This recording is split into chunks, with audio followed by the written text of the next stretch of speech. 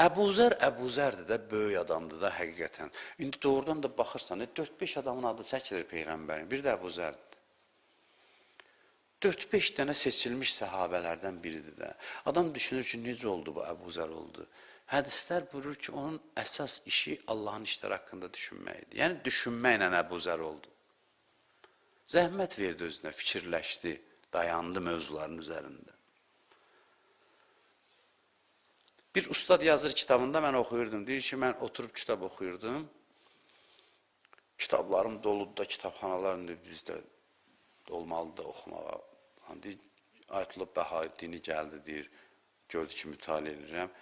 Deyir, mənə dedi ki, biz də oxuyuruq, amma biraz oxuyuruq, kitabı qatlayıb qoyub düşünürük üzərində.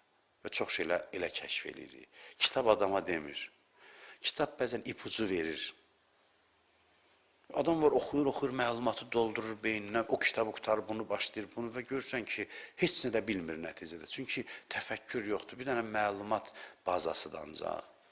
Bilmir, nəyi harada tədbiq eləmək lazımdır. Hədislə din evi yıxır, ayə ilə din evi yıxır, ayəni qoyur qarşıva, onunla haqq çıxardır, bununla haqq çıxardır. Çünki düşünmür oxuduqlar haqqında, təfəkkür eləmir, az düşünür. Quranı Allah elə tərtib eləyib ki, düşüncəsiz başa düşülməz. Ki, zəhmət çəkib düşünsünlər. Allah Quranda açıq, şəffaf danışmır ki, onun Qurana inananlar düşüncə sahibləri olsun. Mən həmişə deyirəm, çalışaq ki, adam yetişdirəndə də belə eləyək. Düşüncəli adamlar yetişdirək. Hər şeyi onun əvəzinə deyib, mənim işim bu deyil ki, bildiyimi ötürüm cəmaata və deyim, mənim kimi düşünün. Sən niyə görə cəmaatı özün kimi düşünməyə vadar etməlisən ki? Sən cəmaatı sadəcə düşünməyə vadar elə, həqiqət elə bir şeydir ki, düşüncə ilə tapılacaq, nigaran olma. Eyb yoxdur, bir yerdə səhvə gedəcək, bir yerdə. Axırı gəlib düz nəticəyə çatacaq, düşüncəni işə sala bilsən.